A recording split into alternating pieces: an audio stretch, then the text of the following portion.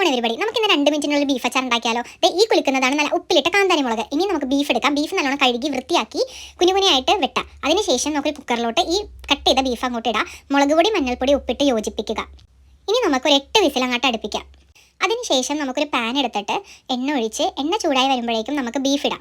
Beef അത്യാവശ്യം നല്ല രീതിയിൽ ഫ്രൈ ചെയ്ത് വന്നതിന് ശേഷം നമുക്കത് കോരി ഒരു പാത്രത്തിലോട്ട് എടുത്ത് മാറ്റാം. ഈ വീഡിയോ കണ്ടുകൊണ്ടിരിക്കുന്ന എൻ്റെ അമ്മയുടെ പ്രത്യേകം ശ്രദ്ധയ്ക്ക്, ഞാൻ നാട്ടിലോട്ട് ലീവിന് വന്ന് തിരിച്ച് യുകെയിലോട്ട് വരുന്ന ടൈമിൽ എന്നോട് അച്ചാറിടാനൊന്നും പറഞ്ഞേക്കരുത് കേട്ടോ. ഇനി ബീഫ് ഫ്രൈ ചെയ്തതെല്ലാം കോരി മാറ്റിയിട്ടുണ്ട്. ഇനി നമുക്ക് ബീഫ് വറുത്ത് വെച്ച എണ്ണയിലോട്ട് തന്നെ ഈ കടുകിട്ട് അങ്ങോട്ട് പൊട്ടിക്കാം.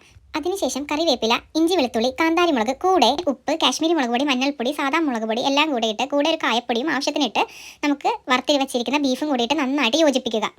അതിനുശേഷം ഇനി നമുക്ക് ആവശ്യത്തിന് വിനാഗിരി ഒഴിച്ചു കൊടുക്കാം. വിനാഗിരി ഒഴിച്ചതിന് ശേഷം നമുക്കൊന്നും കൂടെ ഇളക്കി യോജിപ്പിച്ച് കുറച്ച് നേരം കൂടെ ഒന്ന് ചൂടാക്കിയിട്ട് നമുക്കിത് മൂടി വെക്കാം കേട്ടോ. നമ്മുടെ ബീഫ് അച്ചാർ ഇവിടെ റെഡിയായി കേട്ടോ. ഇത് കുറഞ്ഞത് ഒരു 8 മണിക്കൂറിന് ശേഷം ഒരു അടച്ചുറപ്പുള്ള കണ്ടെയ്നറിലോട്ട് മാറ്റി വെക്കാവുന്നതാണ്.